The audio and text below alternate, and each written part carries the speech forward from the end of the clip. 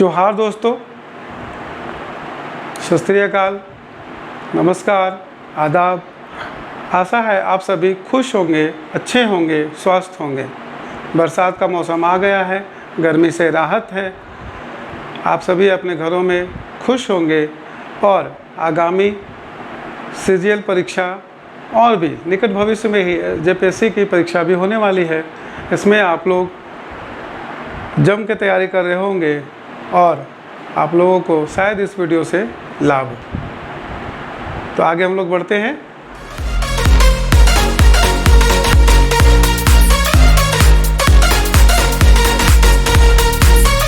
इस विषय के ऊपर जो हम लोग का विषय है, आज का विषय है SCO, संघाई कोऑपरेशन ऑर्गेनाइजेशन।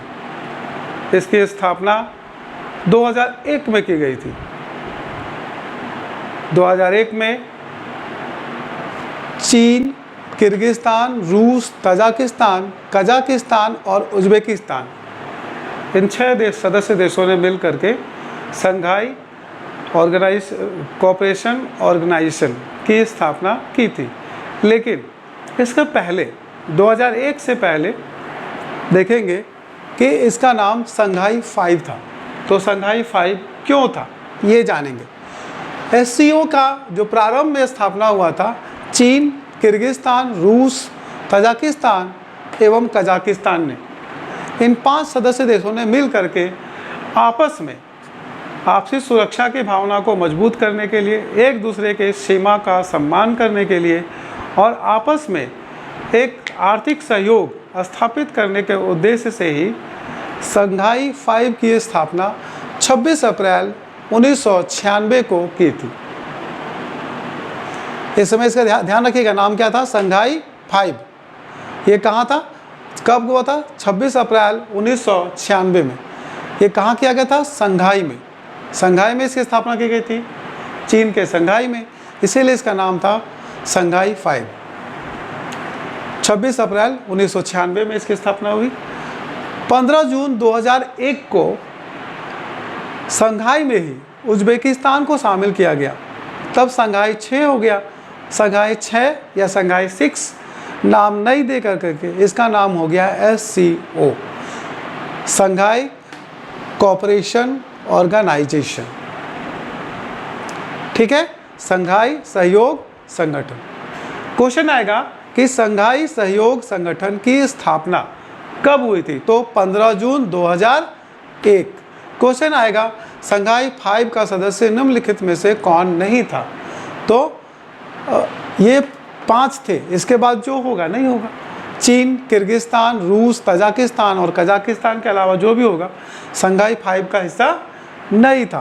प्रश्न उठता है, क्या शुरू से भारत इसका सदस्य था? तो हम लोग देख लिए कि शुरू से भारत इसका सदस्य नहीं था। तो प्रश्न उठता है कि भारत इसका सदस्य कब हुआ? तो भारत इसका सदस्य 2016 में हुआ। ऑब्वियस सी बात है कि जब भारत का सदस्य बना, इस संगठन में रूस भी है और चीन भी है। तो रूस जहां भारत का अभिन्न दोस्ती है, इसका या अटूट दोस्ती है भारत और रूस का, वही पाकिस्तान और चीन का क्या है? अटूट रिश्ता है।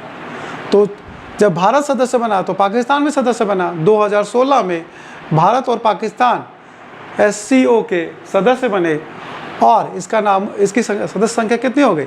8। लेकिन वर्तमान में इसकी सदस्य संख्या 8 ना होकर के 10 हो गई है। क्यों? क्योंकि पिछले साल 2023 में इसकी अध्यक्षता भारत ने की थी और भारत ने ईरान को सदस्यता दिलाने में महत्वपूर्ण भूमिका निभाई। वर्ष 2023 में भारत इसका अध्यक्ष था, SCO की अध्यक्षता की भारत ने। जैसा कि परंपरा है कि हर एक वर्ष सदस्य देशों के राजधानियों में इसका सम्मेलन होता है, तो वर्ष 2023 में भारत में ही इसका सम्मेलन हुआ था, जो वर्चुअल हुआ था। इसमें भारत ने ईरान को सदस्यता दिलाई। वर्तमान में 2024 में 24वां शिखर सम्मेलन हुआ। ये कहाँ हुआ? कजाकिस्तान की राजधानी अस्ताना में। ये क्वेश्चन बहुत इंपॉर्टेंट है, आपको पूछा जाएगा कि वर्तमान शिखर सम्मेलन SCO का, ऐसे आएगा कि SCO अर्थात शंघाई सहयोग संगठन का 24वां शिखर सम्मेलन कहाँ आयोजित किया गया था? तो कजाकिस्तान के अस्ताना में।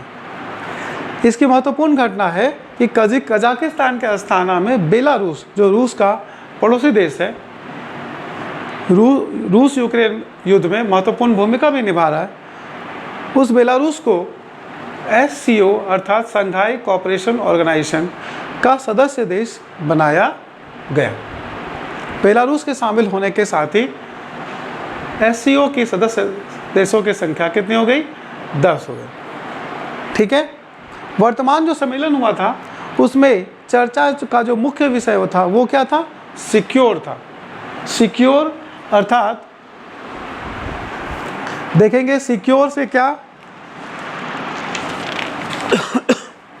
तो सिक्योर अर्थात सिक्योरिटी, C से S से सिक्योरिटी, E से इकोनॉमिक कोऑपरेशन,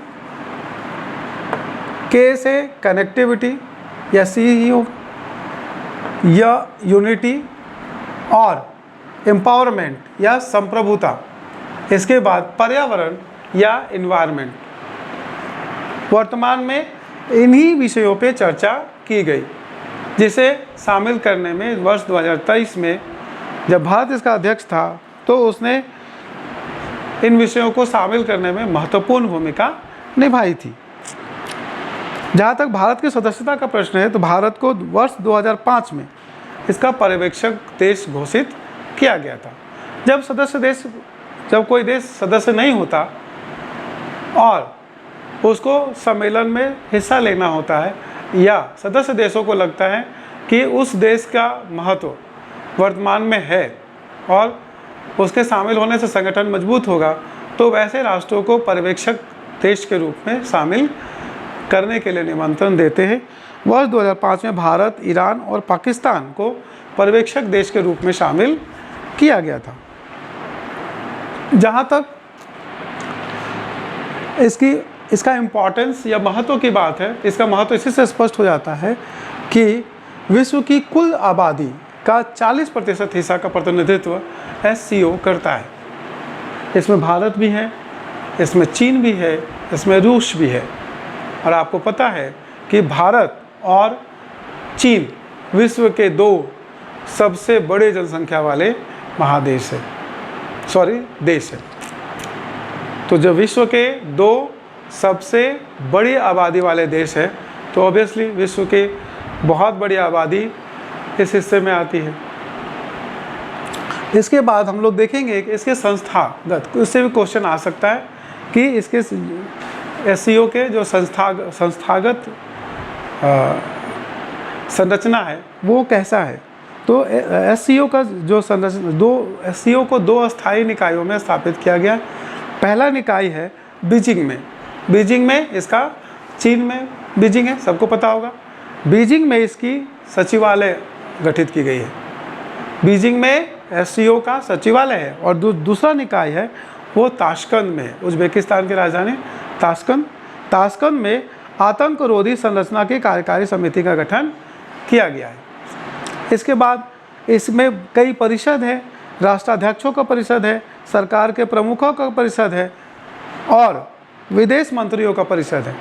तो राष्ट्राध्यक्षों का परिषद सबसे जो सर्वोच्च शक्तिशाली संस्था का जो गठन होता है उसके सर्वोच्च शक्तिशाली निकाय है। इसमें जो भी निर्णय लिए जाते हैं उसके लिए राष्ट्राध्यक्षों के परिषद ही निर्णय लेते हैं। सरकार के प्रमुखों का जो परिषद है वो दूसरी सबसे बड़ी शक्तिशाली परिषद है।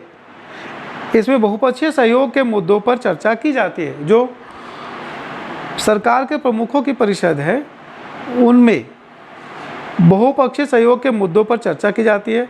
संगठन के बजट को भी यही मंजूरी देते हैं। कौन? सरकार के प्रमुखों की परिषद ही संगठन के बजट को मंजूरी देती है और बहुपक्षीय सहयोग के मुद्दों पर चर्चा की जाती है। द्विपक्षीय मुद्दों को इसमें इस संगठन में अवॉइड किया जाता है। द्विपक्षीय मुद्दों को नहीं उठाया जाता है। जो बहुपक्षीय मुद्दे हैं जिससे सभी लाभान्वित हो रहे हों या सभी का लाभ हो, ऐसे विषयों को उठाया जाता है जो सभी देशों के लिए चुनौती का काम कर रहा है, ऐसे ही मुद्दों को उठाया जाता है। इसमें तीसरा निकाय है विदेश मंत्रियों का परिषद। इनका भी प्रत्येक वर्ष बैठक होता है जिसमें आपसी मुद्दों पर चर्चा की जाती है। एक बार फिर से हम लोग देख लेंगे कि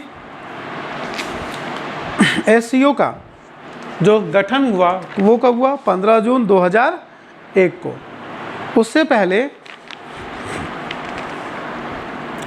पहले जो एससीओ का पहला स्वरूप था वो कैसा था, संघाई 5 था, जो 26 अप्रैल 1996 को स्थापित की गई थी। वर्तमान में इसका मुख्यालय कहाँ है, तो बीजिंग में है। वर्तमान में इसका मुख्यालय कहाँ है, बीजिंग में। और इसके जो अध्यक्ष हैं, वर्तमान अध्यक्ष रुस्लान मिर्ज़ा एब है। क्या नाम है, यहाँ पे लिख देते हैं, रुस्लान मिर्ज़ा एब।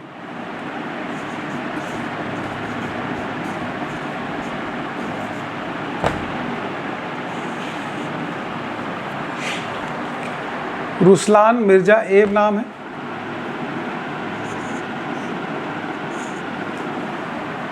संभव हो तो सभी सदस्य देशों के राष्ट्राध्यक्षों का नाम और राजधानी और मुद्रा, इसको आप लोग खुद से ढूंढ करके याद कर लें।